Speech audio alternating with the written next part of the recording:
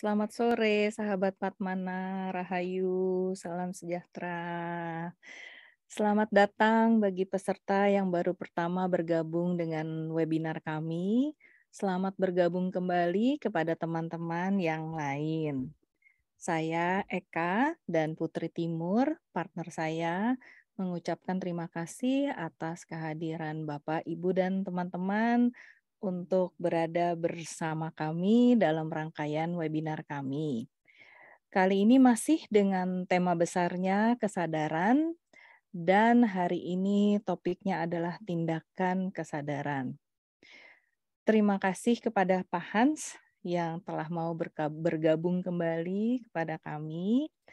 Sebelum kita memulai acara, mari kita bersama-sama menyanyikan lagu Indonesia Raya terlebih dahulu dengan mic tetap tertutup dan sikap duduk sempurna. Silahkan, Rini.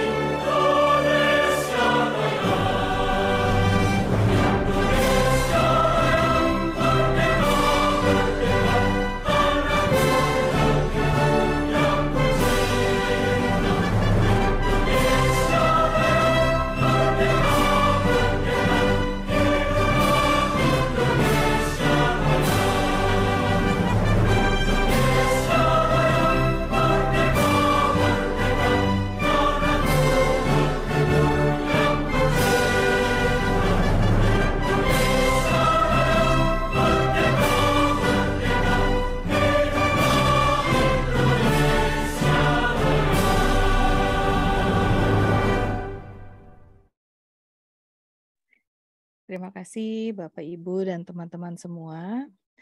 Hari ini Pak Hans akan berbagi dengan kita tentang tindakan berkesadaran dari sudut pandang teori psikologi.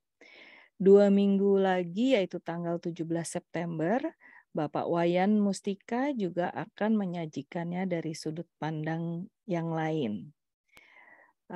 Senin tanggal 12 September, kami juga akan memulai batch 2 dari kelas Basic Astropsychology yang terdiri dari 8 sesi.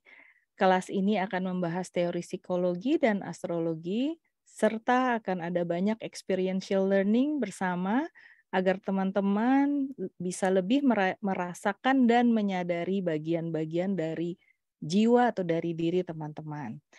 Ternyata ada begitu banyak dorongan dari dalam diri kita yang mempengaruhi bagaimana kita melihat atau memaknai suatu kejadian di luar diri kita. Bagi yang berminat, segera hubungi Rini, masih ada tempat untuk beberapa peserta dan early bird masih sampai hari Senin 5 September. Untuk hari ini, susunan acaranya adalah paparan materi oleh Pak Hans sekitar 1 jam, yang akan diikuti oleh sesi tanya jawab, boleh dengan raise hand, boleh dengan chat, dan kalau masih ada waktu, kita bisa latihan hening sejenak dengan dibimbing oleh Pak Hans. Sebelum saya berikan waktunya ke Pak Hans, saya akan membacakan profil singkat dari Pak Hans. Bapak Y.F. Kahija adalah dosen psikologi Universitas Diponegoro. Beliau mengambil program pasca sarjana di University of Northampton, Inggris di bidang psikologi transpersonal dan menyelesaikan studinya dengan tesis tentang hubungan guru dan murid dalam tradisi Sufi.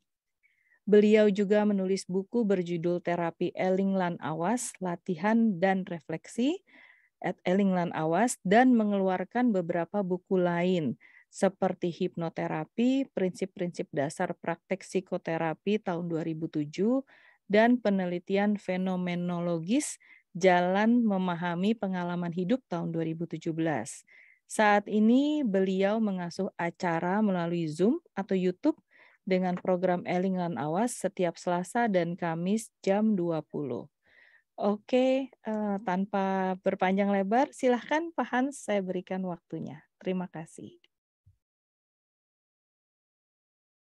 Baik, makasih Mbak Eka, Mbak Putri, senang kembali ketemu lagi ya semua teman-teman yang sudah bergabung sejauh ini maupun yang baru.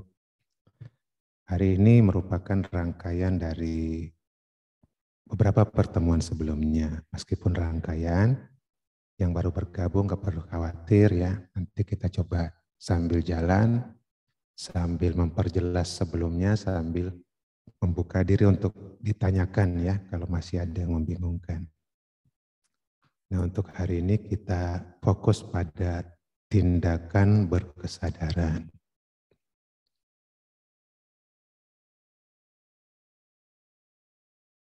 Kalau sudah ngomong tentang tindakan berkesadaran ini memang sangat umum kita temui dalam masyarakat timur ya. Ini biasa sekali kok. Karena leluhur kita itu dari zaman dulu sekali selalu mengatakan sadar, sadar, sadar, sadar. Enggak ada obat untuk derita hidup kita ya. Selain kesadaran itu sendiri. Sadar berarti apa? Sadar berarti tahu yang sedang terjadi pada diriku ya. Pada saat ngomong seperti ini saya harus tahu bahwa kata-kata yang saya keluarkan ini ya, saya tahu betul pilihannya ya. Saya nggak memilih kata ini tapi saya memakai kata ini. Saya menggunakan intonasi yang lebih tinggi dari yang lain. Kadang-kadang intonasi itu nadanya saya naikin, kadang saya turunkan. Itu bagian dari kesadaran. Ya, itu baru kata-kata. Belum dengan tindakan, belum dengan sorotan mata, belum dengan telinga. Semua apapun ya yang kita lakukan dan sudah menjadi gerakan ya. Itu yang disebut sebagai tindakan. Nah, itu seharusnya dilakukan dengan sadar. Leluhur kita sudah menanamkan itu bergenerasi-generasi sebelumnya. Kalau kita ke Jepang misalnya, ya, di sana ada suatu model latihan bertindak sadar atau melakukan sesuatu secara sadar dalam bentuk yang dikenal dengan nama ikebana, ya, seni merangkai kembang. Terus apa bedanya merangkai kembang biasa? Kenapa nggak pakai pabrik aja biar pabrik nyusun sendiri, pakai komputer nanti mawarnya di sini dan lain sebagainya? Tujuannya bukan hasil akhir, bukan. Bukan hasil akhir. Bukan result. Ya. Bukan hasil. Orang latihan kesadaran itu nggak pusing sama hasil. Yang penting itu proses. Kenikmatan hidup itu ada di prosesnya. Kalau Anda mengejar hasil, yang ngos-ngosan, ya, pikiran Anda hilang kenikmatannya di sini dan saat ini.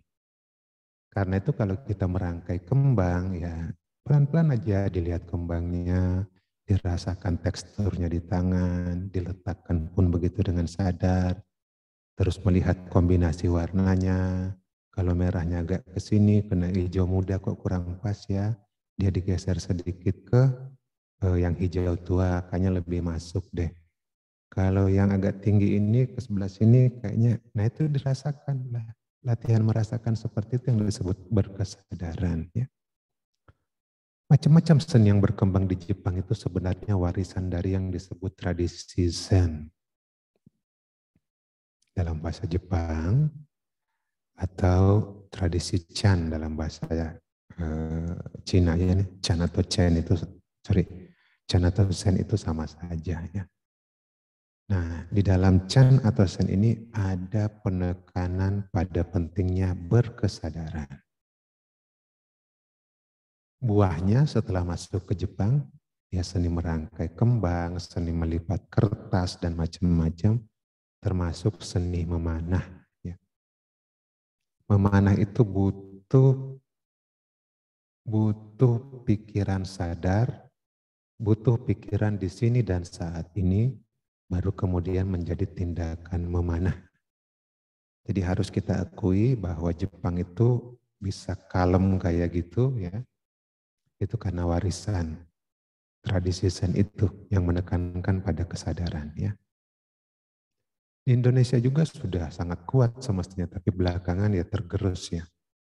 Kalau sempat jalan-jalan ke Solo atau ke Jogja, ketemu dengan pengrajin batik yang manual, ya, itu benar-benar deh mereka melakukan itu dengan bertindak sadar. Ya. Ada fokusnya di situ, harus ada kenikmatan melakukan di situ, pikirannya enggak kemana-mana. Itu orang-orang yang semestinya sedang mempraktekkan tindakan sadar. Ya. Nah itu sudah biasa seperti itu leluhur kita dari dulu. Ya. Nah kalau kita masuk ke masyarakat Barat, yang mereka sebut sadar dan yang mereka sebut sadar itu berbeda dengan yang umum kita mengerti di timur sini ya. Kenapa begitu? Karena di timur itu semua perilaku kita itu berkesadaran kok. Berkesadaran. Cuma mengecil apa membesar sadarnya. Itu saja. Ya. Kalau kita tidur bukan berarti kita nggak sadar. Kesadarannya mengecil. Pada saat kita baru bangun, mulai itu kesadaran membesar, mulai melakukan sesuatu, kesadarannya semakin besar. Ketika fokus melakukan sesuatu, kesadarannya besar. Ya. Nanti mulai ngantuk-ngantuk lagi, kesadarannya mengecil. Begitu aja sih cara berpikir kita di sini. Nah, bagaimana kita melatih diri untuk selalu sadar ya dalam apa yang kita lakukan. Karena kalau kita ambil tokoh-tokoh besar di timur ya, di tempat kita hidup saat ini, yang kita sebut orang-orang mulia di zaman dulu itu sadar terus kok. Bahkan dalam keadaan tidurnya pun dia sadar. Bahkan ketika mimpi pun dia bisa nonton mimpinya dalam keadaan tidur, saking sadarnya. Saking sadarnya. Mimpinya saja dia saksikan kok saat sedang tidur. Sementara kita ini, ya kebanyakan itu kalau udah tidur ya sudah. Kesadarannya mengecil, padahal mimpi itu terjadi setiap 90 menit. Jadi kalau kita tidur 8 jam sehari, berarti kita dapat mimpi sekitar 5 kali dalam semalam. Keluar gambar-gambar tuh. Tapi coba tanyakan di pagi hari, mimpi apa semalam? Nggak tahu. Nggak tahu. Nah itu berarti kita masih butuh latihan untuk berkesadaran ya. Sementara guru-guru kita itu ya dia tahu dia mimpi, mimpinya pun kadang dia bisa atur, yang kemudian kita sebut sebagai lucid dream. Itu biasa bagi mereka ya. Tapi kemudian di Amerika sekarang mereka ingin melatih diri supaya bisa lucid dream ya, mimpi terang. Lucid dream itu berarti saya mimpi tapi saya sadar saya sedang mimpi. Itu lucid dream. Itu beberapa peneliti di Amerika ingin mengembangkan itu. Padahal itu hal yang lumrah, hal yang alami terjadi pada orang-orang yang sudah berkesadaran. Ya. Nah, kita tinggalkan dulu cerita-cerita tentang orang-orang yang sudah sadar tadi itu. Kita ke barat dulu ya. Di barat itu mereka terlanjur buat peta.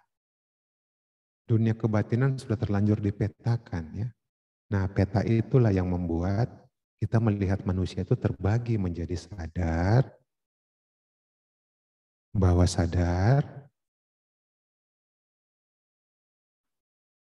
dan tidak sadar. Nah ini kebiasaan di barat nih, bukan kebiasaan timur ya. Seluruh pengalaman hidup kita itu tersimpan di sini. tidak sadar, ya. Semuanya, nggak ada yang hilang. Nah, kesadaran kita itu mereka anggap hanya sekitar 14%.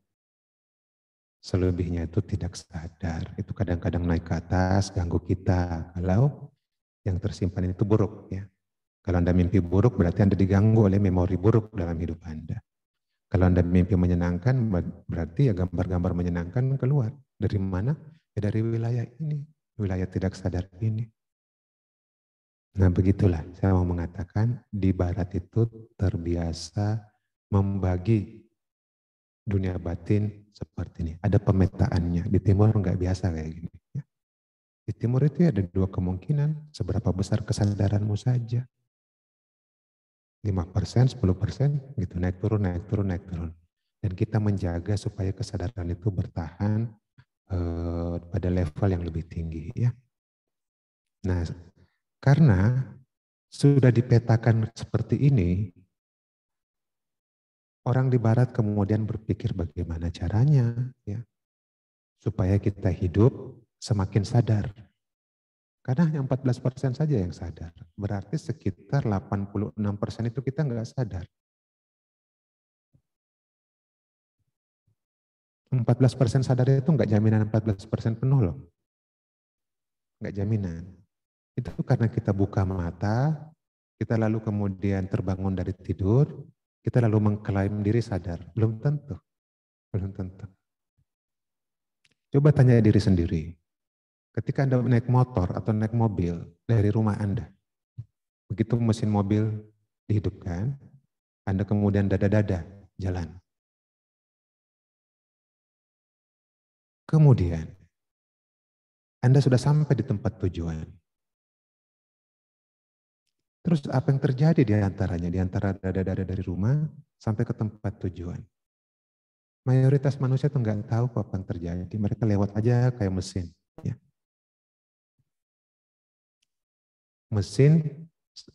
Manusia yang sudah seperti mesin. Ya.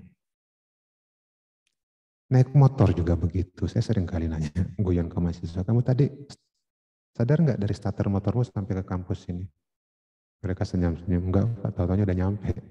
Apa yang terjadi di antaranya? Berapa jam perjalananmu? Dari rumah 30 menit, berarti 30 menit kamu nggak sadar. Kamu ngegas motor itu nggak sadar semua. Terus nyalip kanan, nyalip kiri itu juga nggak sadar semua. Itu hanya karena memori sudah terlanjur tersimpan di badan, ya. Badan juga sudah diajak kerjasama bahwa ini pas nih buat nyalip mobil nih. Ya. Badan punya inteligensinya juga untuk mengukur. Ya. Nah, memori juga bantu badan untuk ngira-ngira ini pas nggak untuk ngerem, pas nggak untuk ngebut, pas nggak untuk nyalip. Itu semua jadi proses-proses kayak mesin di dalam diri kita. Kita sebenarnya melakukan itu nggak sadar. Ya.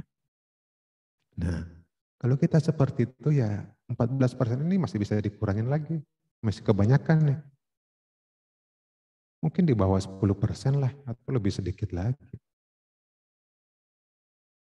Kita menghayal, sudah hilang tuh kesadarannya. Lamunan, menghayal. Ya. Sedang ngomel-ngomel sendiri lagi marah juga hilang kesadarannya. Ya. Nah, itu pentingnya bagi orang barat. Jangan sampai kesadaran ini semakin mengecil dan kita diambil alih oleh sesuatu yang tidak kita tahu. Ujungnya apa? Ya seringkali kalau yang naik dari dalam itu sesuatu yang mengerikan, ya ujungnya penyesalan. Penyesalan. Nah karena itu rajin-rajin memeriksa. Ya. Kayak saudara kita ini yang namanya siapa? Pak Sambo itu kan. Kesadarannya diambil alih oleh sesuatu dalam dirinya. Dan itu nggak gampang ya. Kalau sudah terlanjur diambil alih itu kayak dibungkus kita, hilang kesadaran, hilang kesadaran. Nanti setelah terpuaskan ya nafsu marahnya atau nafsu apapun lah keinginan marahnya itu kan berlangsung dalam keadaan nggak sadar.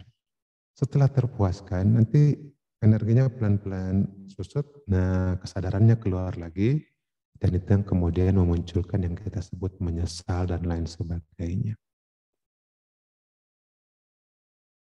Begitu ya. Jadi ngomong yang sadar itu kita bisa seleksi kata-kata ya, misalnya dalam kasus itu digambarkan ada interaksi antara suami dan istri. Kalau istri sadar, dia akan nyeleksi kata-kata, dia pikirkan ini bobot emosionalnya kayak apa. Kalau saya pakai kata ini nyulut enggak? Api marah. Kalau saya pakai kata ini, nah itu ya. Itu perlu. Pilihan kata itu mempengaruhi kok. Nah, akhirnya semua menyesal ya. Semua menyesal. Menyesal kenapa berkata seperti itu. Menyesal kenapa melakukan itu.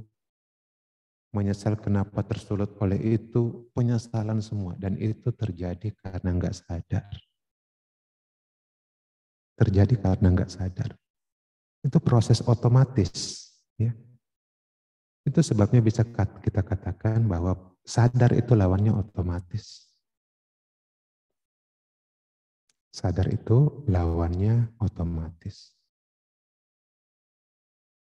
Kata-kata yang saya pakai ini pun kalau Anda perhatikan, ya, kalau saya nggak sadar, ini kata-kata kebanyakan saya ulang-ulang aja kok.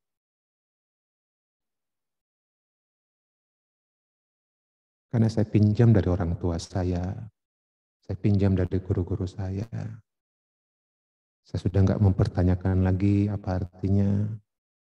Pokoknya kata-kata ini kata-kata yang dimengerti orang saya pakai saja. Nah, dengan berlatih kesadaran kita berkata-kata seperti biasa, tapi kita timbang-timbang kata-kata yang kita luncurkan itu. Ya, itu yang disebut berkata-kata dengan sadar. Gitu ya. Nah, dalam psikologi barat, mereka ingin membuat orang semakin sadar. Dan itu misi mereka. Karena di kepala mereka sudah ada pemetaan tadi, Mbak ini hanya sekitar 14% sadar. Kalau toh dia punya masalah kehidupan, berarti dia diganggu sesuatu dari dalam dirinya yang tidak dia sadari. Bagaimana caranya tahu yang tidak dia sadari itu? Nah, kita kemudian butuh kata-kata yang meluncur dari dia. Psikolog kemudian mencatat kata-kata itu dan merasakan bobot dari kata-kata itu.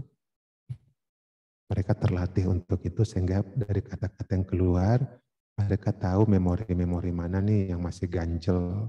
Ya. Nah begitulah, misi mereka itu adalah menyadari yang tidak disadari. Menyadari yang tidak disadari. Di zaman dulu sekali, kalau orang sudah mulai mengalami gangguan mental, itu dianggap sudah nggak sadar. Nah, karena itu mereka perlu ke psikolog seperti ini untuk dibantu lebih sadar. Dan di zaman itu, satu orang itu bisa 4 tahun loh untuk selesaikan apa yang ganggu dia sampai nggak sadar. Satu orang 4 tahun. Ketemu seminggu bisa 2 kali sehari. Seminggu 2 kali seminggu, ya. Berarti selama 3 tahun, 4 tahun tergantung keparahannya. Waktu itu, tokoh terbesarnya itu tinggal di Austria, namanya Freud. Ya. Anda bisa bayangkan satu orang itu bisa 3-4 tahun, artinya apa? Mereka nggak bisa bolak-balik. Nggak bisa bolak-balik. Yang dari Jepang ada, yang dari Inggris ada, dari Kanada ada, macam-macam negara kok yang berbahasa Inggris waktu itu datang.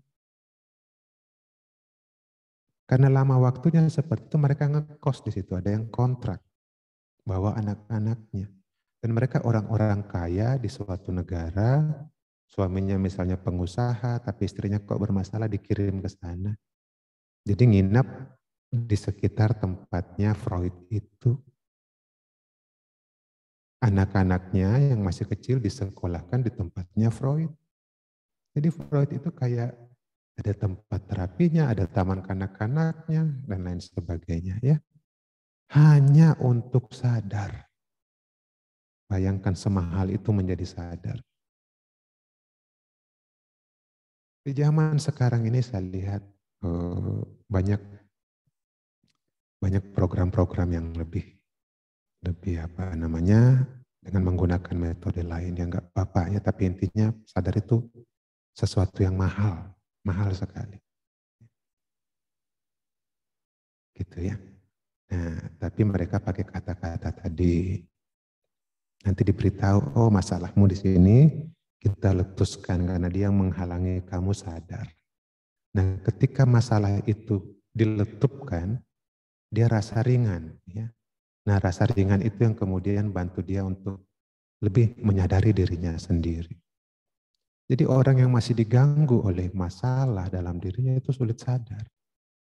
Sulit sadar. Masalah itu seringkali karena membawa memori-memori negatif, kemarahan-kemarahan yang masih tersimpan, berbulan-bulan, bertahun-tahun. Dia beternak di dalam, yang membuat kita semakin gak sadar. Gitu. Kalau masalah ini diletupkan, rasa ringan, nah dari situ kemudian dia didorong untuk lebih menyadari. Ya. Jadi intinya menyadari yang tidak disadari. Di timur kita nggak mengandalkan kata-kata ya, kata-kata itu nggak begitu penting di sini. Orang timur itu orang yang sangat praktis. Sadar itu harus menjadi bagian dari kehidupan kita sehari-hari yang kita latih. Mirip sekali dengan atlet ini ya. Dia bisa seperti ini melewati serangkaian latihan. Jadi sensitif betul badannya. Kita pun begitu ya. Untuk memiliki kemampuan sadar yang semakin baik, kita butuh latihan, gak ada jalan lain. Ya. Itu sebabnya di timur sudah dari dulu, kalau mau level ekstrim itu harus meditasi, nggak bisa enggak. Semua tradisi spiritual saya sudah periksa, semuanya mengajak kita meditasi. Meditasi kalau kita mau bahasakan dengan cara lain adalah latihan sadar saja kok.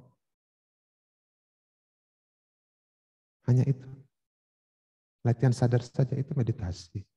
Meditasi itu kan istilah barat. Kita nggak punya kata meditasi di timur sini. Itu dari kata meditation bahasa Inggris, lalu diambil dari bahasa Latin, meditare. Kita nggak punya kata itu. Ketika kita ke timur, istilahnya macam-macam untuk latih meditasi, latih kesadaran itu. Ya. Yoga itu ya latih kesadaran juga kok intinya. Ya. Sehingga kalau mereka gerakan tubuhnya nggak serampangan, disadari. Begitupun dengan tradisi Buddhis, mereka duduk seperti ini harus sadar sedang duduk. Harus sadar dengan nafasnya. Harus sadar dengan pikirannya. Setelah dia membuka mata, dia berjalan, dia harus sadar dengan jalannya. Ketika dia nyapa orang, dia sadar dengan sapaannya. Itu latihan dasar dalam meditasi. Begitupun dengan teman kita yang Kristen ini. Mereka diam diri ini kayak serem amat nih, pakai tutup kepala segala. Itu latihan sadar saja kok. Membaca kitab dengan sadar. Ada khusus tuh latihan membaca kitab dengan sadar. Namanya Alkitab kalau Injil ya dalam tradisi Kristen. Karena selama ini seringkali bacanya nggak sadar. Hanya membunyikan. Kadang-kadang mereka duduk ini cuma ngambil satu ayat kok. Satu ayat dalam kitab itu diambil, diserap, terus mereka tutup mata, kata-kata itu kayak dicerna gitu loh. Kata-kata suci itu. Bayangkan ya, pentingnya berkesadaran itu. Teman kita pun dari tradisi Islam begitu. Ya. Kita masuk ke tradisi Sufi misalnya. Mereka punya latihan khusus untuk sadar namanya murakabah. Ya. Murakabah itu latihan khusus untuk sadar. Saya punya teman dulu, dia seorang sufi di Inggris ya, dikasih tugas sama gurunya untuk latihan. Duduk sadar, minum sadar, berjalan sadar, ada tugasnya ya. Itu bagian dari murakabah. Kenapa begitu? Karena dalam tradisi Islam itu ada ajaran bahwa kemanapun kamu melihat, ya di situ ada Allah ya. Kemanapun. Dimanapun kamu ada, dia ada di situ. Nah, berarti kita nggak bisa lari dong. Saat saya di depan umum, dia ada. Saat saya ada di kamar sendirian, ya dia ada juga. Berarti saya harus melatih diri konsisten dong. Konsisten dimanapun saya ada, karena dia selalu ada. Nah, karena itulah dikembangkan yang namanya latihan. Bahwa kamu perlu sadar, benar-benar sadar, karena dimanapun kamu ada, dia ada. Nah, begitu, itu kan ajarannya. Di Kristen pun ajarannya lain, tapi intinya begitu kok. Sadar, sadar, sadar. Di yoga juga begitu, sadar, sadar, sadar. Intinya latihan. Di Jawa sini pun begitu ya. Nah itu sebabnya kalau kita buka kitab-kitab, salah satu aja deh kita ambil di Jawa sini. Semua kitab ada kok tentang sadar itu ya. Untuk paham dunia batin, ilmu iku kalakone kanti laku. Untuk paham dunia batin, perlu laku latihan. Lekas lawan kas. Latihan itu nggak bisa kuat kalau nggak ada tekad yang kuat. Tegese kas nyantosani, artinya kita sungguh-sungguh ingin hidup tenang. Niatnya itu, aku pengen tenang, aku pengen damai. Niat itu dulu. Setelah itu tanamkan niat kuat, nanti latihan. Saat berlatih, jangan nyerah, berpeganglah pada budi. Budi itu pandangan jernih. Karena lawan kita adalah ego yang cenderung nyeret kita ke sana kemari. Ego itulah yang buat kita nggak sadar bagi orang Timur. Ya, dia nyeret kita ke sana kemari. Nah, karena itu kuncinya itu latihan, diawali dengan tekad kuat. Bahasa Inggrisnya tekad kuat itu determination.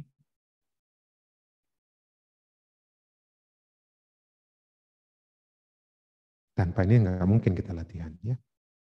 Kayak kita latihan karate aja deh, determinationnya kurang. Itu sering bolos-bolos kok. Mahasiswa pun saya perhatikan begitu, yang sering nitip absen itu ya determinationnya kurang.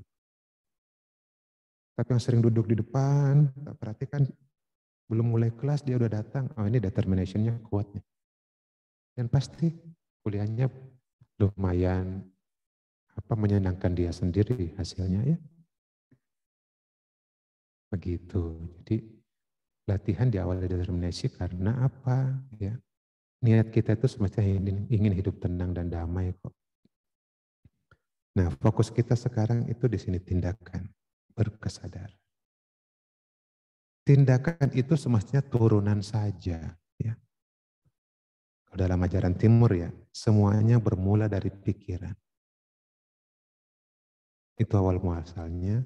Pikiran kemudian berproses menjadi kata-kata. Kalau Anda orang Indonesia, ya kata-katanya Indonesia. Orang Perancis, ya kata-katanya bahasa Perancis.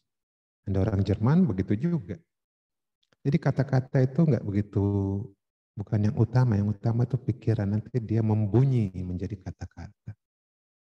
Kalau sudah menjadi kata-kata dan sering diulangi, dia menjadi tindakan.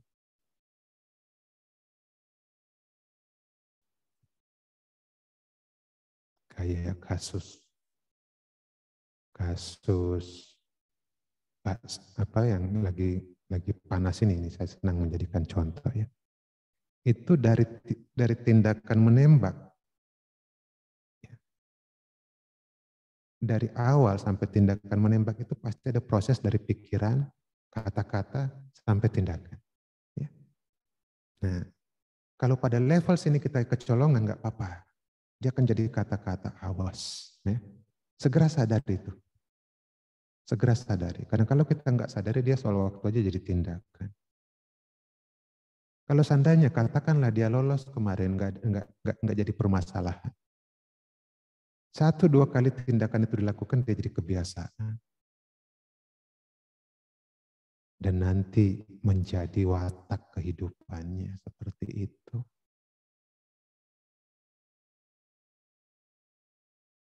Pada ujungnya jadi nasibnya. Jadi yang kita sebut nasib itu sebenarnya bermula dari pikiran kita, jadi kata-kata, tindakan, kebiasaan, dan kemudian jadi watak, ya. Karena itulah di timur sini selalu rangkaian ini diingat. Kalau pengen sadar, sadari atau awasi pikiranmu. Ini benihnya di sini. Karena akan menjadi kata-kata. Awasi kata-katamu jadi tindakanmu. Awasi tindakanmu jadi kebiasaanmu. Awasi kebiasaanmu jadi watakmu. Awasi watakmu kalau kamu nggak pengen jadi nasibmu. Saya lihat anak-anak sekarang itu pada demam stoik. Stoik itu semestinya saya perlu cari nih, kok bisa jadi mirip banget sama ajaran Timur ya. Timur itu sudah dikatakan semuanya bermula dari pikiran. Stoik bilang kamu nggak disiksa oleh kenyataan, tapi kamu disiksa oleh pikiranmu. Kenyataan nggak ada yang menyiksamu. Yang buat kamu tersiksa adalah pikiranmu. Itu dari Stoik mana saja, mau dari Seneca. Stoik itu macam-macam tokohnya ya. Ada Seneca, ada Marcus Aurelius, ada macam-macam. Tapi intinya mereka semua mengakui kita nggak disiksa oleh kenyataan. Kita disiksa oleh pikiran kita. Sehingga kalau kita lihat tokoh-tokoh Stoik itu matinya lucu-lucu kok. Ada yang mati tertawa, ada yang mati santai di bak mandi, ada yang, nah itu mungkin membuat anak-anak muda itu jadi idola ya pada mereka. Kok hidupnya ringan banget? Ya semuanya dari pikiran kok. Tindakan itu ngikuti pikiran saja. Ya. Nah, di timur sini nggak usah ragu lagi ya, bahwa mereka sudah terbiasa melatih pikirannya sadar, pikiran sadar jadi kata-kata sadar menjadi tindakan sadar, dan itu pasti berbuah kebahagiaan kok. Sehingga kalau kita ketik di internet the happiest man in the world, kalau Anda ketik sekarang, pasti dikasih gambar ini orang paling bahagia di dunia. Menurut neuroscience, menurut ilmu pengetahuan. Dia sudah sering melatih pikirannya lewat meditasi. Sampai suatu saat dia diajak ke laboratorium, diperiksa tuh otaknya. Pakai alat ini yang namanya EEG. EEG itu untuk tahu gelombang otak. Diperiksa dengan dilekatkan elektroda seperti ini. Jumlahnya 250-an, sepertinya 260-an, saya lupa. Untuk tahu detail gelombang otaknya. Dan ada satu gelombang otak yang hanya keluar pada orang yang tenang dan senang. Ada satu gelombang otak yang hanya keluar di saat kita tenang dan senang. Kalau kita nggak tenang dan senang, dia nggak keluar. Jadi itu jarang sekali terjadi pada manusia. Kalau tahu dia keluar, itu hanya nggak sampai setengah detik hilang kok. Kadang-kadang dibantu kopi, ya, tiba-tiba tenang. Nah, tapi nggak sampai setengah detik udah pergi. Nah, orang ini nyala terus tuh gelombangnya. Lalu ilmuwan bilang, gila ini orang. Kok bisa? Kami belum pernah ketemu di laboratorium ada gelombang otak kayak gini. Kalau kita kena nggak sampai setengah detik aja udah senang, gimana dengan dia? Maka kemudian disepakati dia adalah orang paling bahagia di dunia versi laboratorium ya. Nah ini orang Prancis namanya Matthew Ricard. Dia pernah stres juga dengan kehidupan, lalu pergi ke daerah sekitar Tibet. Di Tibet dia bermeditasi di situ ya. Sekitar 10 tahun di situ baru Dia sudah betah, nggak mau kemana-mana lagi sampai akhirnya kedatangan ilmuwan itu. Dan memang ya, saya punya teman orang Tibet, punya sahabat orang Tibet tapi di Inggris. Orangnya tuh pada ceria terus, ya, ceria yang nggak mikir banyak ya. Tapi dia aware sama tindakannya meskipun dia banyak tertawa, tapi ya itu menunjukkan pikirannya ringan sekali, ya, ringan sekali. Senang saya kalau sama dia tuh ngakak terus ya. Sampai kata-kata biasa aja kita tertawa. Aku kalau telepon dia tuh sampai yang dengar itu kayaknya lucu melulu dari tadi. Ya emang lucu. Ya. Kita tertawa. Jadi kata-kata biasa saking ringannya kita tertawa. Begitu ya. Nah untuk bisa seperti itu harus latihan sadar, nggak bisa enggak.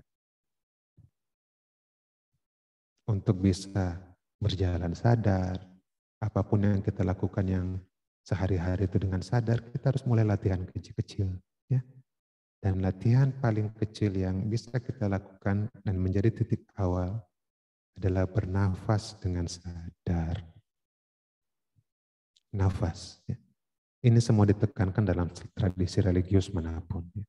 Tradisi spiritual manapun, mau di Jawa, dimanapun. Nafas itu jembatan kita antara dunia luar dan dunia spiritual. Nafas. Nafas ini banyak untungnya. Ya. Nah, karena pentingnya nafas itu, di barat sekarang mereka membangun macam-macam teknik bernafas, kadang-kadang aneh-aneh. Ada yang namanya holotropic breath. Ya. Sampai pikirannya itu terasa blank ya. Nah, tiba-tiba dia merasa ringan. Ada yang menjulurkan lidah seperti ini. Ya. Ada yang kemudian latihan menahan nafas di sini lalu diputar daerah perut. Itu latihan-latihan ya. Tapi intinya nafas. Nafas. Ya. Nah ini agak risiko bagi orang-orang barat. Kadang-kadang mereka ngembangin teknik itu gak nanya dulu ke guru-guru. Itu rawannya. Mungkin mereka yang merasa lega, tapi guru-guru itu tahu kok yang mana efek sementara, mana efek jangka panjang. Contoh misalnya ada satu latihan yoga yang cukup tenar, di barat itu mereka naikkan suhu ruangan jadi panas. Lalu mereka yoga bareng-bareng dengan suhu panas itu. Dengan begitu pembakaran lebih cepat, badan lebih cepat segar. Ya, terus ada seorang guru lihat, wah itu bahaya tuh jangka panjangnya. Jangka pendeknya oke lah, tapi jangka panjangnya yang berbahaya. Kenapa? Nah, mereka tahu ya. Nah, seperti ini pun di barat ya, mereka kadang-kadang pakai teknik nafasnya sendiri. Kita nggak tahu apa yang terjadi pada jantungnya untuk jangka panjang, paru-parunya kita nggak tahu ya. Tapi pesan pentingnya nafas itu bisa mengenergize kita ya. Nah dalam tradisi sufi pun begitu ya. Nafas itu penting. Saya ambil dari buku ini buku bagus. Sufi itu macam-macam torekat di dalamnya. Ada satu torekat namanya Cistia, ini khusus pengobatan. Ya. Jadi mereka jago-jagonya pengobatan dalam tradisi sufi. Nah dia bilang begini, nafas adalah penghubung antara pencipta kita dan diri kita sendiri.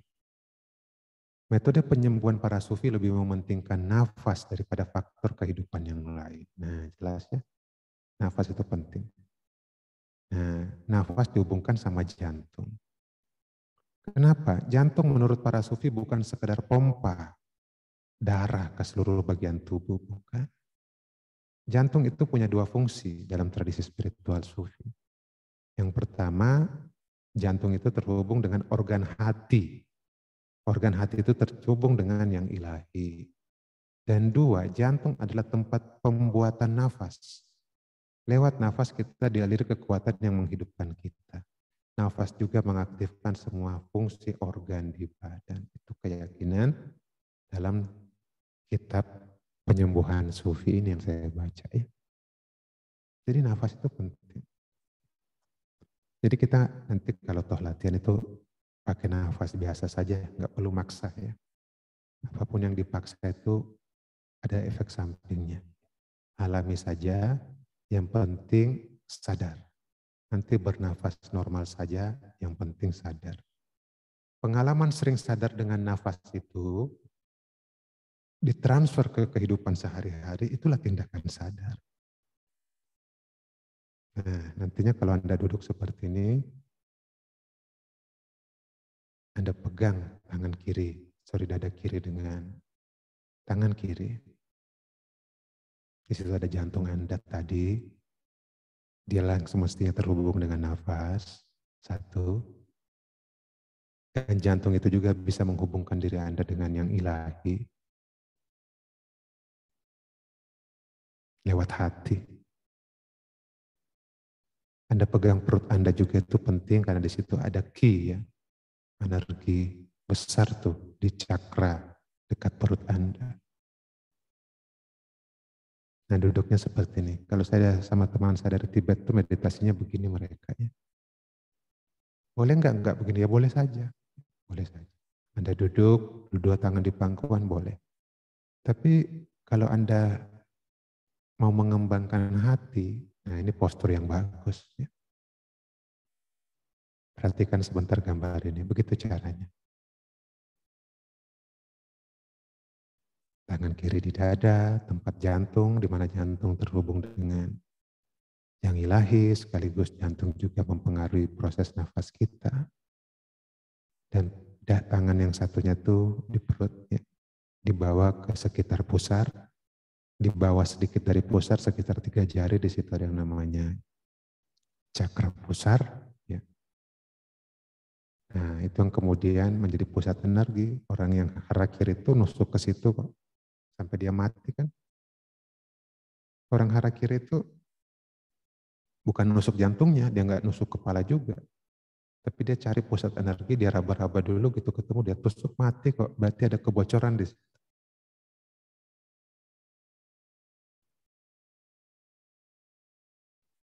Kalau Anda berbaring ya bisa begini ya.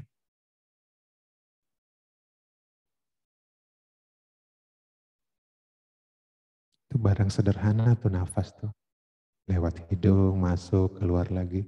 Tapi kita hidup karena dia kok.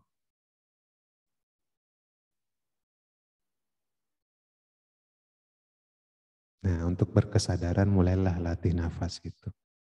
Enak, kemanapun kita pergi kita bawa nafas kita ya. Begitu. Nah sesudah sering berlatih nafas kayak tadi, kita bisa perluas spektrum kesadaran kita ke kehidupan sehari-hari. Saat saya ngomong pun begitu ya. Kalau saya mikir kan ada jeda, nah di situ saya ngatur nafas, nanti enak tuh, inspirasi datang lagi. Kadang saya lagi nulis sesuatu, kok banyak sekali apa ya, urutnya gimana, saya jalan sebentar ke belakang rumah, narik nafas, kesambat ide apa, saya masuk lagi nulis lagi. Asik ya, hidup berkesadaran itu. Oke, begitu pengantarnya, silahkan kalau ada yang mau tanya sesuatu. Baik, terima kasih paparannya Pak Hans. Mungkin teman-teman ada yang mau bertanya?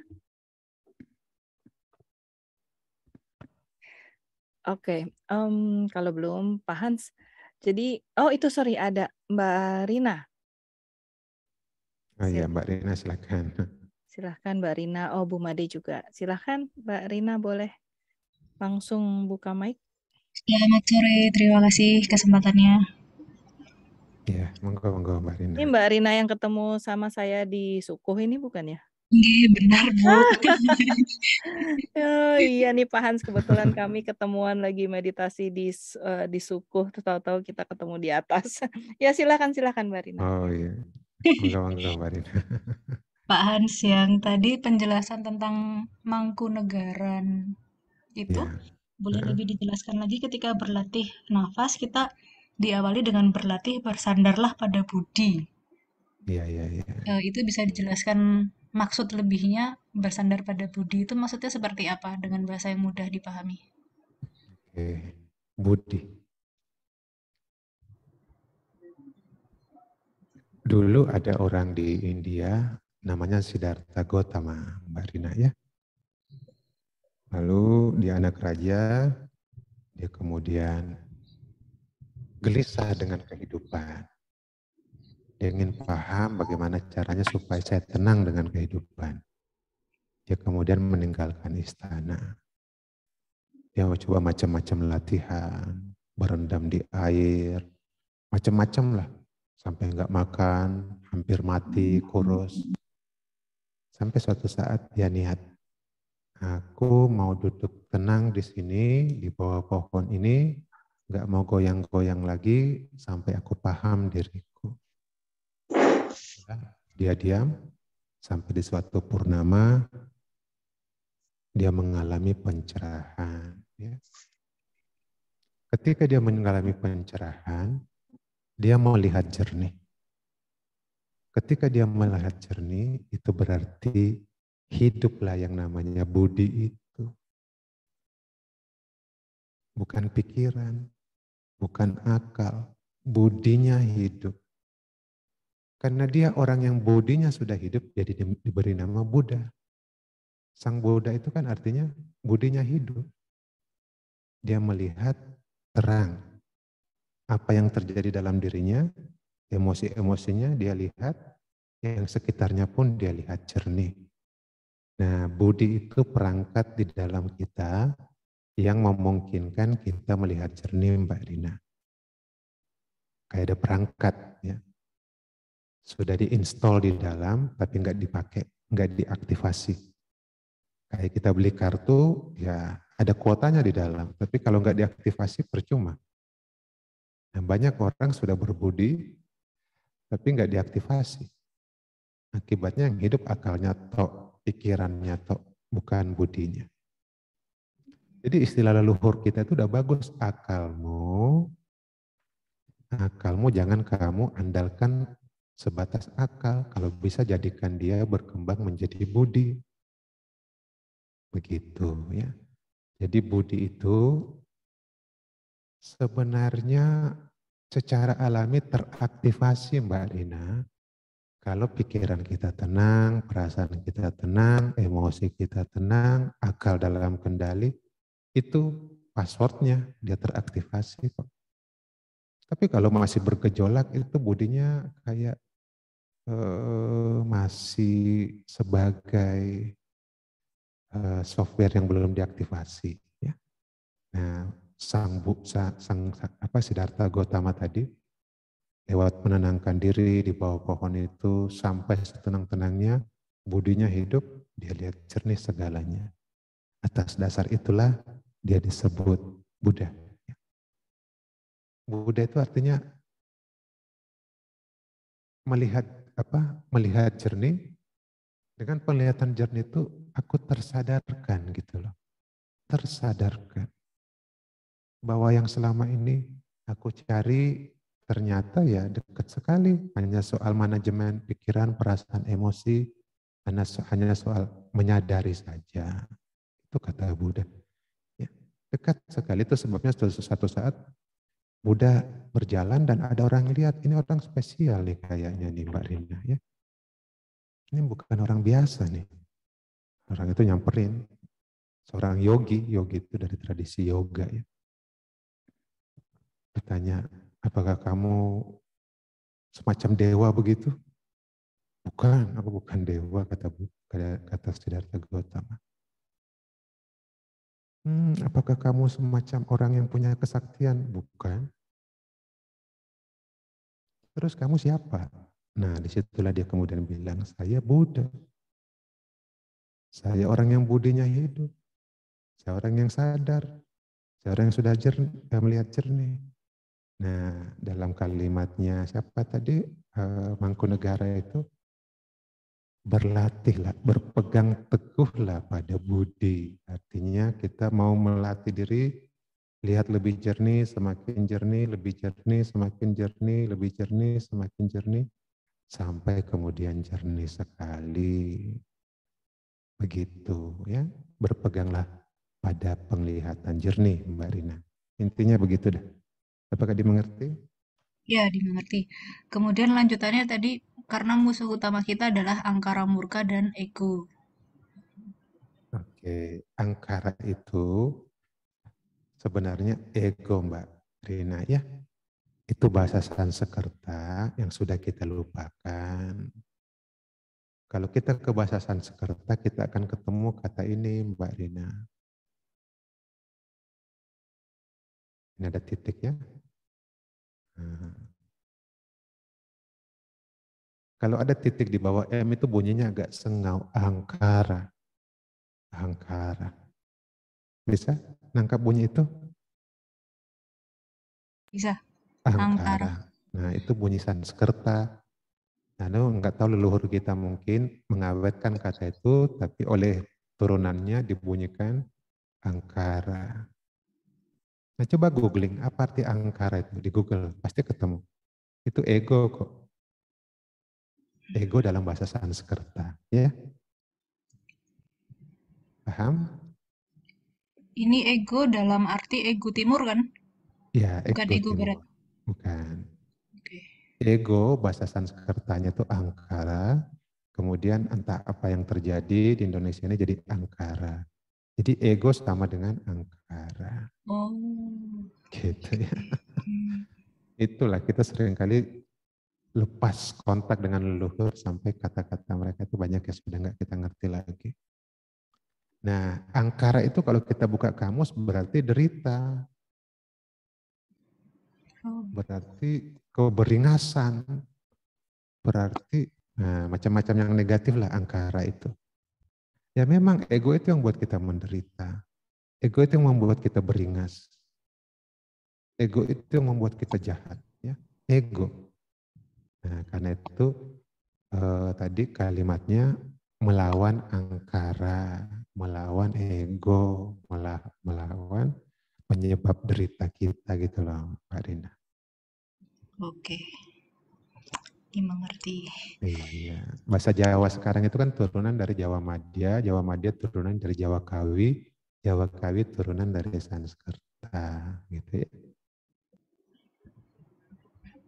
Yang tahu itu nanti leluhur kita di Jawa sini, sehingga anak-anak muda sekarang kayaknya udah banyak yang putus kontak ya, Mbak Rina ya. Ya, karena dianggap kelas bawah lah kalau mengerti Iya. itu. Dianggap jelek kalau tahu seperti itu. Iya, padahal Kemudian, heeh.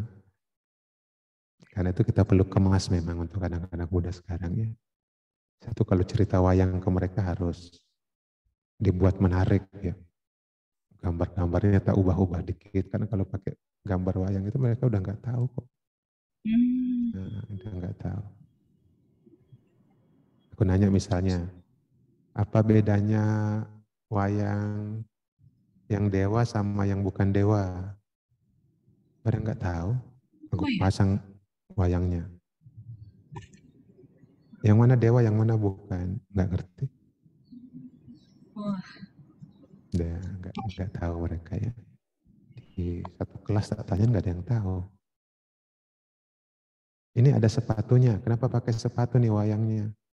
Nggak tahu Pak. Yang ini nggak pakai sepatu kenapa? Nggak tahu. Sepatu itu tanda dia itu dewa sampai bersepatu.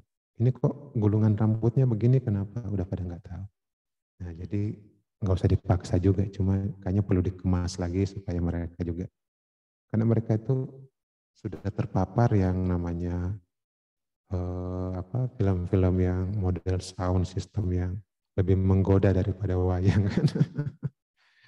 Iya, terus belum lagi ya begitulah. Jadi kita perlu menyesuaikan diri juga. Tapi pesan dari wayang itu jangan sampai hilang. Begitu ya, Pak Dena. ya. Terima kasih Pak Hans Ya, penjelasannya. ya. Budi, Budi dan Angkara. Oke, silakan yang berikut. Ya, terima kasih Mbak Rina. Bu Made, gimana Bu tadi? Ya, silakan Bu. Selamat sore, Shalom. Terima Shalom. kasih Pak Hans. Dengerinnya seperti lagi di mendayu-dayu, kayak lagi didongengin cerita zaman sekarang. Dongeng barat dan timur. Ini yang saya mau tanya tadi adalah mengenai ketidaksadaran. Nah, dalam ketidaksadaran secara timur sudah mulai masuk di kepala saya. Tetapi kalau dalam ketidaksadaran dalam psikologi barat, apakah itu masuk dengan kategori skizo atau menjelang skizo atau bagaimana itu Pak Hans? Boleh dibantu jelasin ketidaksadarannya itu. Karena tadi penjelasannya kan ada yang berobat sampai 4 tahun, terapinya lama banget ya. Itu dulu. Terima kasih. Jadi begini, mereka di barat sana memetakan dunia kejiwaan kita, dibuat petanya. Ketika kita membuat peta, biasanya ada batas-batas wilayah gitu loh, Bu Made ya. Nah, ada wilayah sadar yang paling kecil sekali. Itu yang kita pakai saat berinteraksi seperti ini. Ya. Setelah itu ada wilayah bawah sadar. Di wilayah bawah sadar itu tersimpan memori-memori kehidupan kita yang masih gampang dipanggil. Seperti kata-kata yang saya keluarkan ini, nanti nama Bu Made terekam oleh saya, sering saya temui makin terekam dan gampang saya panggil, berarti nama Bu Made itu di wilayah bawah sadar saya. Nama Mbak Eka, nama Mbak Putri itu gampang keluar berarti di wilayah bawah sadar saya. Tapi itu masih kecil, Bu Made. Ada satu wilayah lebih besar lagi yang namanya wilayah tidak sadar. Disitulah tersimpan seluruh, saya ulangi, seluruh pengalaman hidup kita. Mau menyakitkan, mau menyenangkan, semuanya. Nah, yang menyakitkan pun ada macam-macam kategorinya. Sangat menyakitkan, sampai menyakitkan biasa. Semakin dia sangat menyakitkan, itulah yang kita sebut sebagai trauma-trauma kehidupan, Bu Made. Dia tersimpan di dalam memori yang menyakitkan, tersimpan tanpa kita sadari lagi, tapi dia hidup di dalam diri kita. Memori itu dibahasakan dalam psikologi sebagai trauma. Jadi trauma itu semestinya memori yang masih meradang. Masih meradang, masih menyala, masih seperti bara api, tapi kita nggak sadar. Nah, ketika kita pergi ke terapi jenis tadi, mereka mencari tahu memori-memori yang masih meradang. Memori-memori yang masih menyala, panas itu loh Bu Made. Ya. Mereka mengidentifikasi itu, mencari tahu itu lewat kata-kata kita, lewat macam-macam alat yang mereka pakai. Ya. Kata-kata itu salah satunya saja. Nah, supaya mereka bisa mendetek apa saja nih yang masih menyala di dalam, apa saja yang masih meradang di dalam. Itu ya, Bu Made ya. Nah, yang meradang-meradang ini kalau nggak diselesaikan nanti makin meradang. Berarti dia punya daya ledak. Daya ledak yang sewaktu-waktu bisa meledak. Nah, kalau dia sudah pada level maksimal, seperti kalau kita masak air, kita tutup serapat-rapatnya, air di dalam mendidih, itu pasti tutupnya terlempar kok Bu. Karena tekanan yang besar. Nah kalau sudah terlempar, nah jebol sistemnya. Begitupun dengan kita tadi ada batas sadar, ya Bu ya. Di bawahnya ada batas wilayah bawah sadar, di bawahnya ada batas tidak sadar. Ketika yang di bawah ini meledak karena kelamaan ditahan, nggak kunjung diuapkan, seperti air mendidih itu, nah dia punya daya ledak yang luar biasa dan batas ini bisa sobek semuanya nanti. Ketika itu sobek, Itu yang disebut gangguan jiwa, Bu. Jebol. Ketika dia sobek, jebol, itulah yang disebut gangguan jiwa. Nah, kalau kita masih bisa nahan, sakit, aku tahu ini sakit, ganggu tidurku, iya, tapi aku masih bisa ngerem-ngerem, berarti belum sakit jiwa, masih sebatas diganggu. Tapi kalau udah jebol, ya itu yang kita sebut gangguan jiwa. Begitu ya, Bu Made. Salah satu bentuk gangguan jiwa yang paling parah yang namanya skizo itu. Skizofrenia nama lengkapnya, ya. Apakah dimengerti? Ya. Oke, terima kasih Pak Hans. Ya. Memahami ada level-levelnya ya. Mm-mm. Semoga saya tidak meledak, Bu Eka. Mudah-mudahan enggak. Wah, repot nanti kalau Bu Made meledak. Iya, kalau diledakkan secara benar itu malah bagus, Bu Made. Ya, kalau diledakkan secara benar. Ya. Nanti ada Bu Eka yang menyalurkan peledakan saya. Iya. Terima kasih, Hans. Terima kasih, Bu Made. Ada lagi teman-teman yang ingin bertanya? Bolehkah? Silahkan, Putri. Pak Hans, Ya. kalau seseorang sudah mencapai kesadaran, apakah kesadaran ini setiap saat itu ada, ataukah dia kemudian bisa turun, atau kemudian dia bisa hilang sekejap? Nah, mekanismenya ini gimana Pak? Bahwa dia mencapai kesadaran. Tapi kan kemudian, saya ingat cerita-ceritanya Pak Hans bahwa ada orang-orang yang sudah sadar tapi dia masih bisa marah dan lain-lain. Nah, si sadar ini apakah kemudian dia bisa hilang sendiri atau terpicu sesuatu, atau kemudian dia akan selalu ada di atas, kalau di air itu di atas air terus tuh. Itu yang pertama. Yang kedua adalah Pak Hans kan tesisnya tadi, karena Mbak Eka nyebutin sih waktu di pembukaan, Pak Hans kan tesisnya tentang guru dan murid ya Pak Hans. Dan di beberapa acara Pak Hans selalu bilang bahwa fungsi seorang guru adalah menggerus ego sang murid untuk mencapai kesadaran. Nah, pada saat sang murid ini sudah mendapatkan titik kesadaran, bukan kesadaran penuh, tapi mendapatkan titik kesadaran, mana yang lebih penting? Apakah kesadarannya dia ataukah perkataan sang guru? Karena kan kadang-kadang mungkin menjadi berbeda nih antara kesadaran yang timbul dari diri sang murid dengan perkataan sang guru itu. Mana yang lebih perlu diperhatikan? Dan kemudian pada saat terjadi konflik itu antara ucapan sang guru dan kesadaran yang timbul dari sang murid itu, mana yang perlu didahulukan oleh sang murid ini? Karena kan secara tradisi guru dan murid itu, bahwa hubungan guru dan murid itu adalah perkataan sang guru itu menjadi penting, menjadi perlu didengarkan atau perlu diprioritaskan. Ini kan menjadi agak membingungkan kan. Secara pada saat Pak Hans melakukan research, bagaimana Pak Hans? Terima kasih banyak Pak Hans.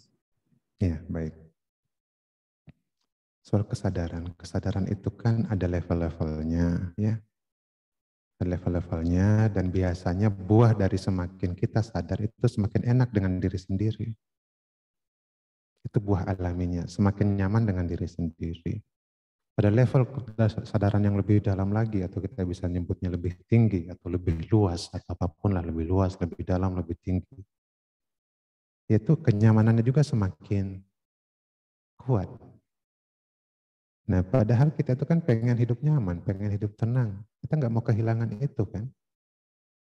Nah, biasanya mereka secara alami berusaha menjaga diri supaya tidak turun level lagi, tidak ketarik ke bawah. Itu secara alami ada dorongan menjaga diri seperti itu. Tapi ada yang narik, masalahnya di situ. Nah, jadi sedapat mungkin si penarik ini yang namanya ego tadi yang ditanyakan oleh Mbak Rina itu kalau bisa kita buat gimana tarikannya nggak bertenaga. Nah, semakin kita sadar, semakin tinggi level kesadarannya, tenaganya buat narik juga semakin lemah. Begitu. Jadi biasanya kalau sudah semakin tinggi itu juga upayanya untuk nyentil si ego itu sudah semakin ringan ya. Dia cuma gini aja. Tapi kalau kita kan dorong-dorongan sama ego. Kalau dia cuma sudah. Karena sudah cukup jauh posisinya dari ego ya. Begitu. Jadi kita bisa mengatakan mereka diganggu ego ya, tapi tenaga egonya kecil. Beda sama kita, masih cakar-cakaran, masih dorong-dorongan. Gitu. Soal hubungan guru dan murid, ya guru itu tadi orang yang berkesadaran. Orang yang sudah tahu tantangan-tantangan yang kita hadapi gitu. Tapi kita di jalan kita masing-masing. Jalur yang ditempuh guru kan beda dengan jalur yang ditempuh murid, nggak sama. Itu sebabnya guru itu mirip sama GPS. GPS itu kan nggak ngalami apa yang terjadi di jalan, nggak ngalami kemacetan. Tapi dia tahu bagaimana bermanuver di situ kan. Dia tahu misalnya sudah dikasih tahu Mbak Putri belok kiri, tapi Mbak Putri bablas. Yo wes rak popo neng kono anu belokan meneh kan. Di sana ada belokan lagi. Ya kayak gitu aja. Dia nggak akan marah-marahin Mbak Putri. Aduh wes tak bilangin kok. Wah enggak. Ya wes nanti balik lagi ya. Atau putar balik. Itu kok mereka orang sabar tuh. Enggak sampai harus enggak. Mereka itu orang-orang yang lunak karena sudah rasain sendiri dulu perjalanan itu enggak gampang. Contoh kecil ya, ada seorang murid itu datang ke guru ya, terus dia punya masalah keluarga. Terus dia bilang ke guru itu, saya ada masalah, tolong nanti bilang ke pasangannya itu begini. Kan? Dia sudah menyetel gurunya itu loh, Mbak Putri. Nanti kasih tahu dia begini. Terus gurunya bilang, yang saya wawancara itu bilang, enggak, aku tahu harus bagaimana, aku tahu harus ngomong apa. Biarkan aku lakukan sendiri apa yang perlu aku lakukan. Enggak, aku tahu orangnya, dia harus dibeginikan. Wah gitu kan. Terus gurunya bilang, enggak, aku tahu apa yang harus aku katakan. Kalau saya enggak diikuti, kata dia, saya enggak mau jadi murid di sini lagi. Wah, maksa dia, ya. Maksa. Akhirnya dia pergi betulan. Pergi. Karena kesal maunya dia setel gurunya ini begini karena aku tahu dia orangnya kayak apa. Tapi gurunya bilang enggak, aku tahu harus ngapain. Dia enggak terima karena dia merasa paling tahu. Nah gitulah dia memutuskan hubungan. Terus guru itu bilang, ya udah tak biarin aja. Itu keputusan dia, saya nggak bisa maksa. Sekitar 2 tahun kemudian datang bunyi telepon kata dia. Ada orang nangis-nangis. Guru itu bilang, ini siapa? Masih ingat saya gitu ya. Siapa ya? Aku sih ini. Oh iya ya gimana kabarmu gitu. Ditanya gitu aja. Tambah nangis lah dia. Masih boleh nggak datang ke situ kata dia. Ya datang aja nggak apa-apa. Begitu ceritanya. Jadi ya dia buang 2 tahun hanya untuk masalah kecil. Kan sia-sia perjalanan itu. Muter kayak naik apa tadi? Kayak dibilangin belok kiri, tapi Mbak Putri bablas. Nah putarannya jauh nih. Di Jakarta apalagi tuh kadang putarannya jauh banget. Nah, seandainya bisa belok kiri langsung kan lebih aman. Gitu. Kadang-kadang ada konflik lah. Beda kesadaran saja. Gitu Mbak Putri, apakah dia mengerti? Berarti memang mungkin pada saat terjadi sesuatu perbedaan, ego sang murid bermain lagi gitu ya Pak ya? Iya betul. Aku tahu, aku ngerti, aku tahu, aku udah gitu kan, aku gitu. Oke. Terima kasih Pak. Ya. Oke, terima kasih. Akhirnya ya dia putar balik, itulah angkara katanya Mbak Rina. Mbak Rina ya tadi ya Mbak Rina ya? Mbak Rina. Mbak Rina, sorry Mbak Rina. Mbak Rina. Oke. Ya. Gara-gara ego, dia harus mutar balik, nah itu angkara namanya. Ahamkara itu ya. Ahamkara itu ya. Ya, baik Pak Hans. Saya ada pertanyaan sedikit nih Pak Hans. Ada 2 sebenarnya. Yang pertama, gimana tuh hubungannya tindakan berkesadaran dengan penderitaan? Apakah maksudnya dengan kita lebih banyak tindakan berkesadaran kita akan berkurang penderitaannya, atau malah kita lebih merasakan penderitaan kita gitu karena kita lebih sadar dengan penderitaan kita. Itu yang ke-1. Yang kedua ini yang mungkin topik yang paling lagi ngetren di Indonesia gitu Pak Hans. Tentang FS ini ya. Bagaimana tuh konteks FS menurut Pak Hans dalam konteksnya tindakan berkesadaran gini? Apa yang terjadi at that moment pada saat tindakan yang akhirnya berkepanjangan itu terjadi? Itu Pak Hans. Ya. Baik, yang pertama tentang kesadaran dan derita. Iya, semakin berkesadaran semakin ringan kita melihat, ya. Melihat apapun, nggak diberat-beratin oleh pikiran kita, ya. Karena kesadaran itu semestinya sama dengan melatih diri berjarak. Itu, latihan kesadaran itu latih diri berjarak dari goyangan pikiran kita. Karena bagi orang timur itu sumber derita itu nggak di mana-mana kok. Itu hanya pikiran yang kita nggak bisa. Kita dibungkus pikiran, kita dibungkus perasaan, kita dibungkus emosi, itu yang kemudian buat kita menderita. Saya kasih contoh, ada seseorang itu ikut tes menjadi pilot. Dia memang pengen banget jadi pilot kan.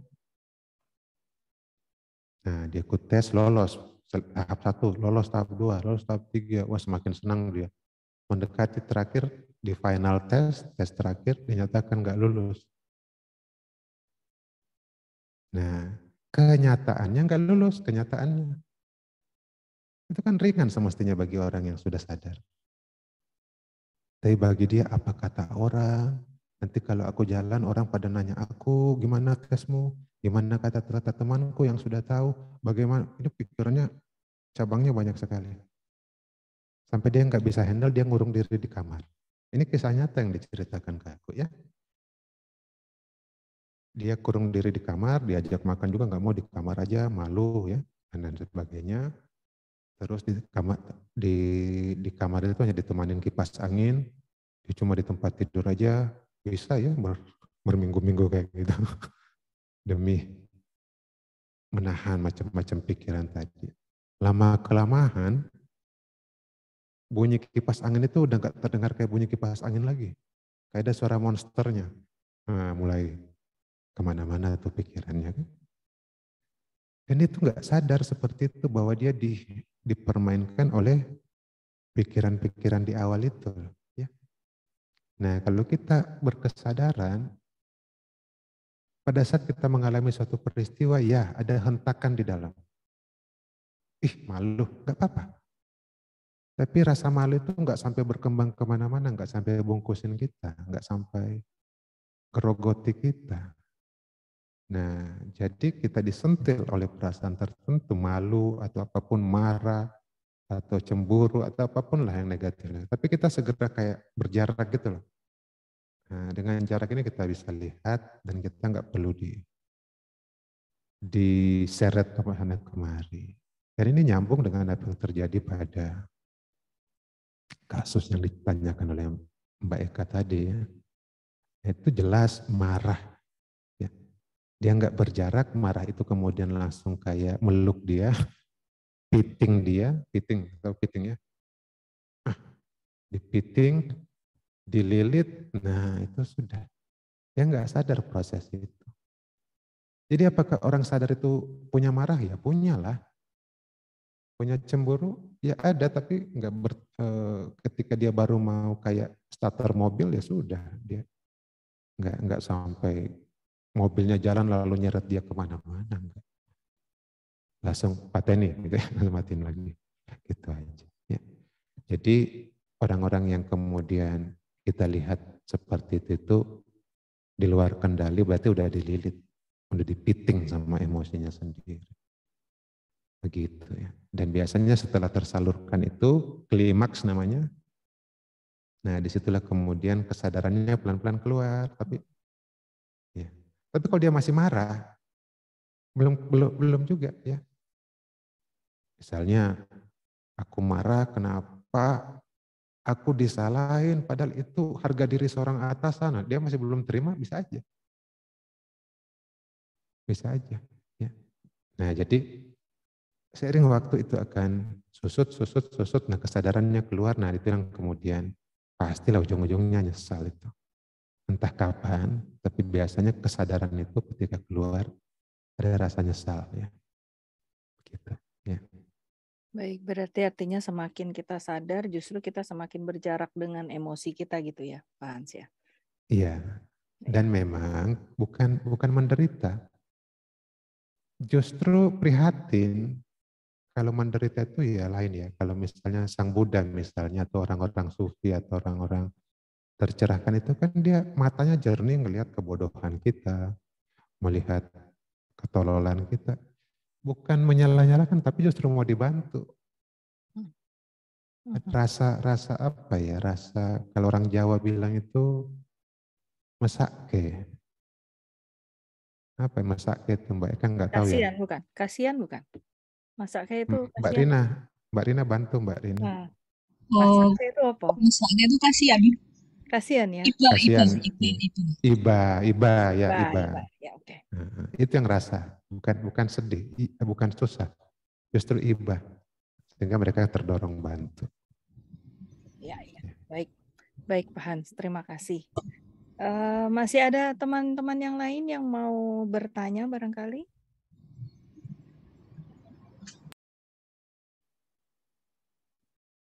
Oke, kalau tidak ada, Pak Hans mohon bimbing untuk heningnya, Pak Hans, untuk meditasinya. Oke, baik. Disiapkan badannya ya, kita latihan meditasi. Kalau duduk, silakan ambil posisi duduk ternyaman. Kalau berbaring, silakan ambil posisi berbaring ternyaman. Ini kita lihat-lihat sebentar dulu layar ini ya.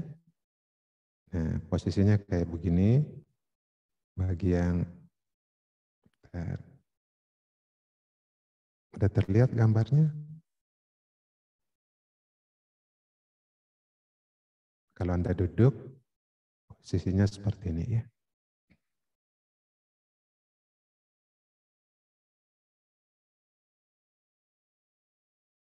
Kalau Anda berbaring, boleh begini. Jadi tangan kiri dibawa ke sekitar jantung. Tangan kanan dibawa ke perut, nanti tangan kanannya itu santai mengikuti ritme perut. Paham ya?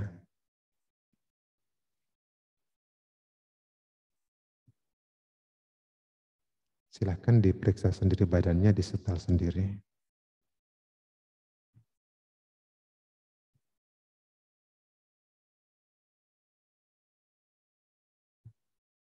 Cari posisi ternyamannya ya.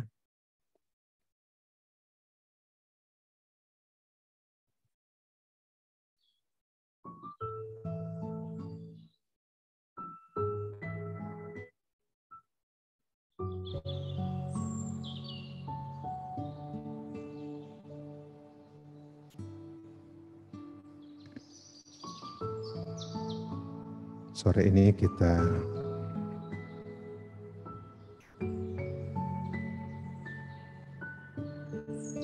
membicarakan yang namanya kesadaran.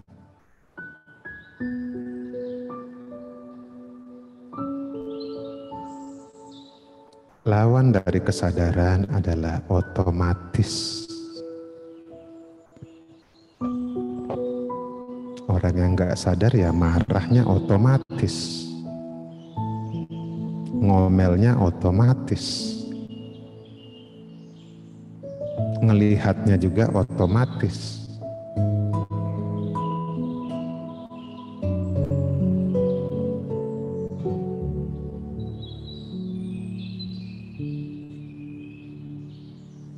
Dengan berlatih sadar,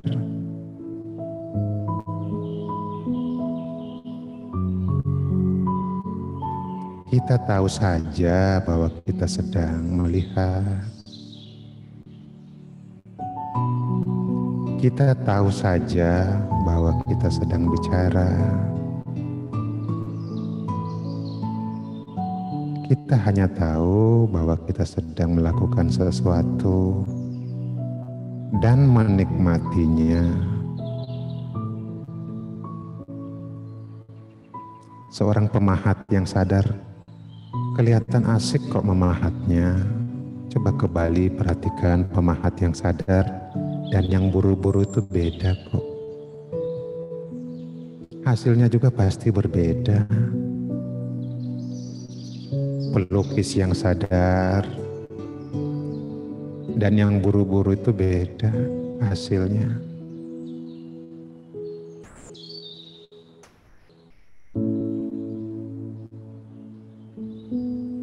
Pada saat kita ngomong pun begitu. Kalau kita ngomong dengan sadar dan nggak sadar, kata-katanya sama tapi beda rasanya.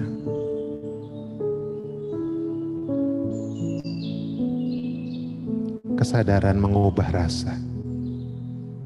Cita rasanya berubah karena kesadaran.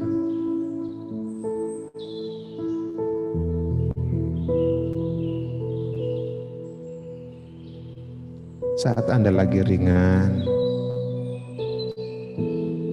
di suatu tempat, katakanlah di taman, Anda berjalan menikmati taman itu, bahkan sampai melepas alas kaki karena taman itu berembun. Enak rasanya karena Anda melangkah dengan sadar.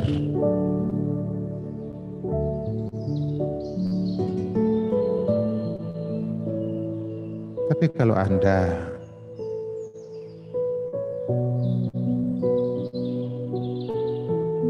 berjalan di satu keramaian, menghindari senggolan sana sini, sampai gerakan Anda itu gerakan yang nggak sadar, itu meletihkan.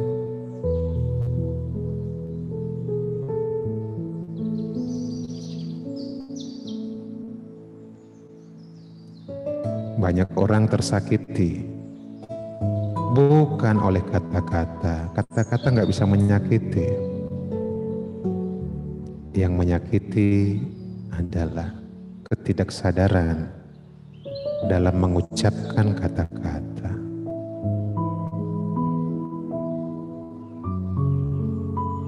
Kalau kita sadar, kita akan tahu kata-kata mana, dampaknya kayak apa, kapan saya diam, kapan saya cepetin, kata-kata ini perlu saya hindari atau perlu saya pakai.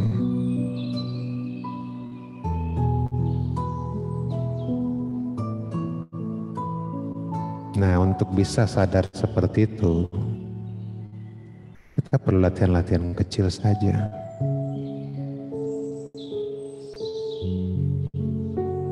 Sadar dengan diri sendiri dulu. Sadar dengan badannya yang sering gerak otomatis. Kalau sudah marah, bibirnya otomatis komat kamit, membunyikan kata-kata di luar kendali, di luar kesadaran. Kali ini kita mau sadar dengan badan kita.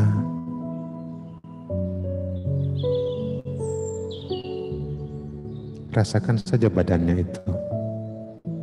Kalau Anda duduk, rasakan tangan Anda yang sedang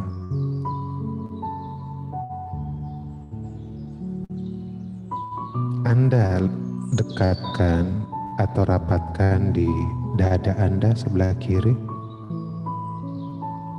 Dirasakan tangan yang menyentuh dada kiri. Cukup dirasakan.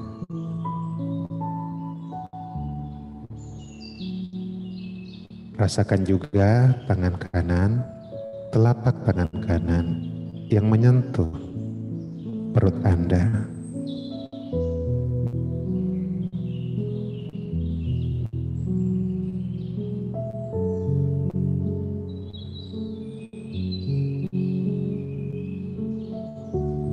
Badan rileks rasanya. Rileks rasanya badan itu. Kepalanya rileks. Wajahnya rileks. Seluruh badan dialiri rasa santai. Kalau Anda benar-benar santai, telapak tangan kiri dan kanan di badan Anda itu terasa kok. Apapun yang terasa biarkan saja. Kadang-kadang ada semacam rasa hangat di situ, nggak apa-apa. Anda merasakan perut Anda yang naik turun. Nikmati saja. Biarkan semuanya terjadi secara alami.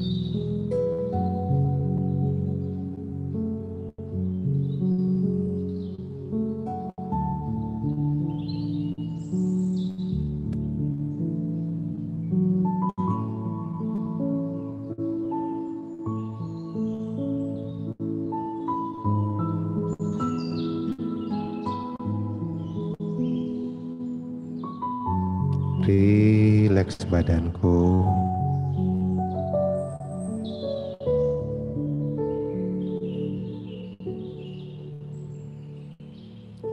Pelan-pelan gerakan perut Anda itu, kalau Anda membiarkan perut Anda naik turun, mengembang mengempis. Gerakan perut Anda itu karena nafas yang masuk ke badan Anda.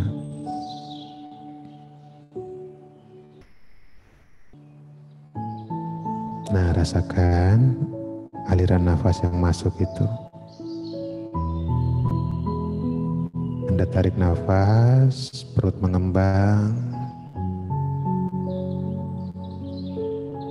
Anda lepas nafas, perut mengempis.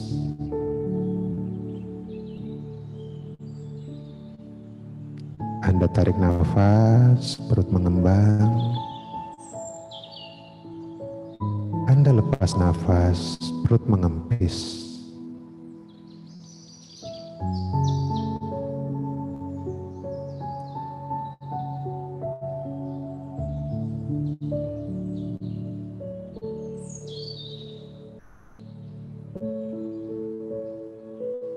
Saya biarkan Anda sendiri, coba sebisa Anda saja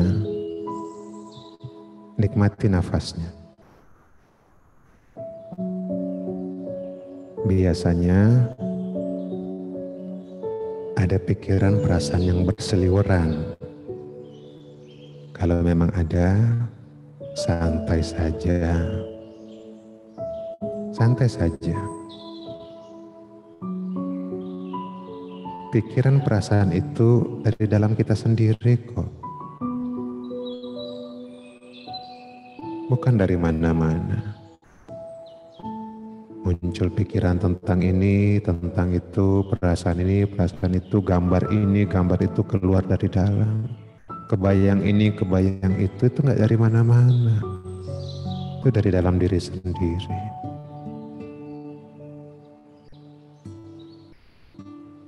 Nah, kalau itu semua muncul atau ada yang muncul, biarkan saja, jangan mau diseret.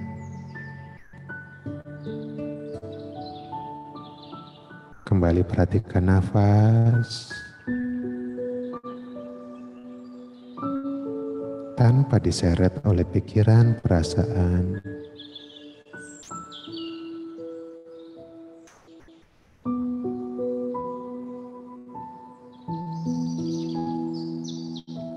Rileks badanku. Rileks badanku.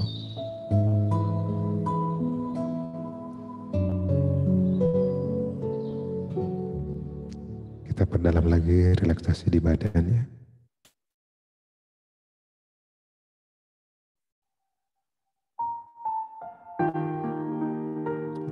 Kepala rileks. Bahu kiri, bahu kanan rileks.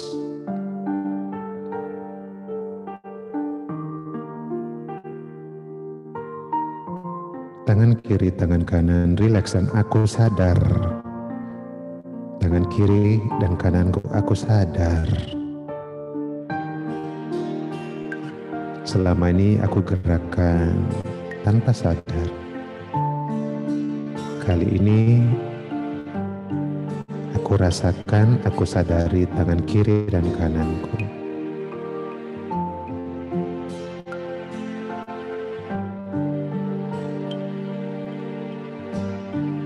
Dadaku pun begitu, aku tahu, aku sadar, aku rasa dadaku ini.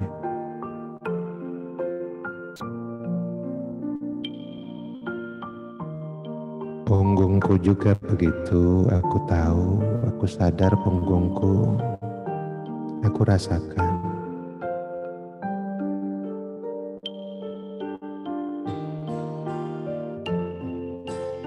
Perutku juga begitu.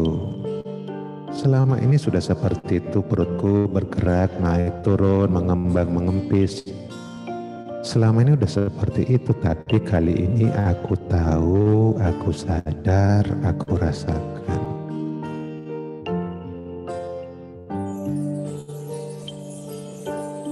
Pinggulku juga begitu, aku tahu, aku sadar, aku rasakan. Paha kiri, paha kanan, lutut kiri, lutut kanan, aku tahu, aku rasakan.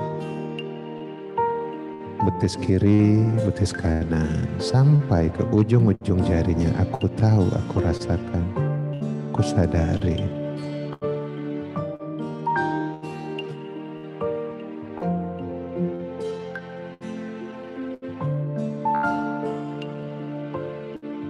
Apapun yang sedang terasa di badan, biarkan saja, cukup disadari, oh ada rasa ini di bagian sini. Tidak perlu mempertanyakan, disadari saja.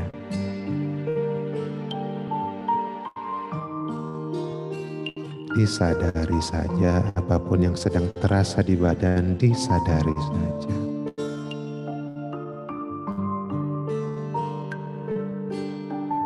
Tidak perlu dipikirkan berlebihan, dipertanyakan apalagi, lepaskan itu semua, disadari saja. Inilah badanku, ini yang aku rasakan, ini yang aku sadari di badanku.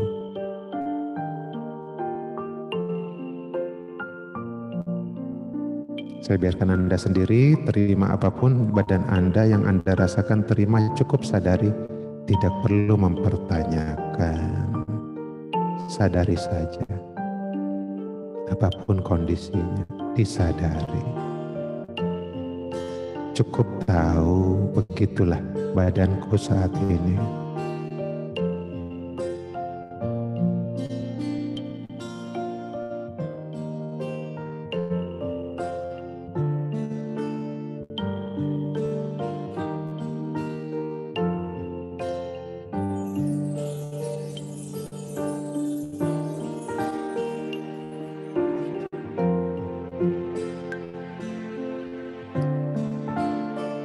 Badan rileks, aku sadari badanku sambil aku bawa perhatianku ke nafas. Aku bawa perhatianku ke nafas. Aku rasakan nafasku. Aku nikmati nafasku.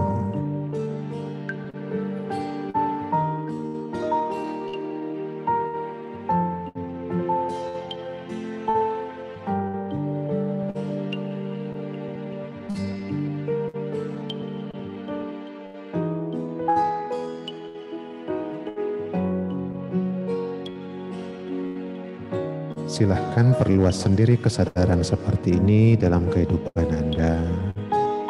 Sadar badan, sadar nafas. Pelan-pelan sadar pada apapun yang Anda lakukan. Kesadaran itu menyelamatkan kok.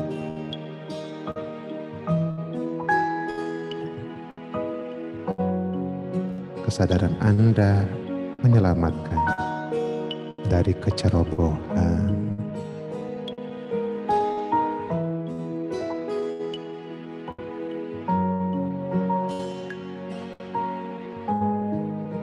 Semoga kesadarannya lebih hidup, lebih berkembang ya. Saya kira kebersamaan kita, manfaatkan kesadaran itu untuk menyembuhkan badan Anda. Kalau Anda benar-benar sadar pada badan Anda merasa senang, diperhatikan, dan Anda sembuh kok.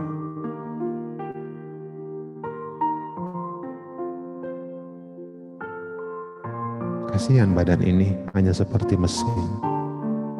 Disadari.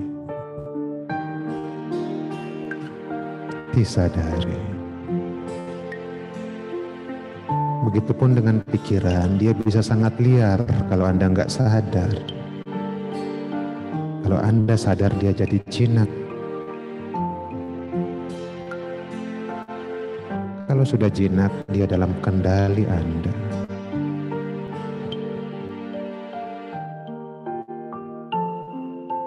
Badan rileks, pikiran lebih jinak. Badan rileks, pikiran lebih jinak.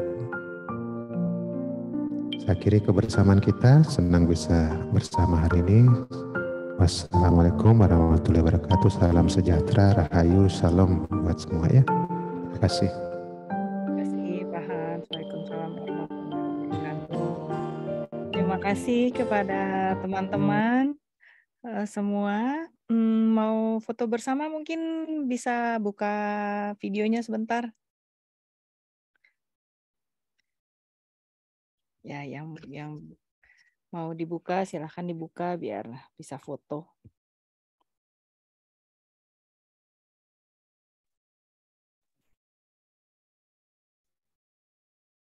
Perin. Ya. Aku hitung ya. 1, 2, 3. Terima kasih Pak Hans, terima kasih semua. Terima kasih Pak Hans, terima kasih teman-teman semua. Miss Ika, Miss Ya, Hana, terima kasih. Terima kasih. Irma, Mbak Rina, Wah, Pak Kami Afi, pamit. Ya. Terima Terima kasih. Bu Lina, terima kasih. Muning, makasih. Oke, kita ketemu lagi 2 minggu lagi ya. Mbak Rina. Saya tutup Zoom-nya ya. Terima kasih semua. Terima kasih.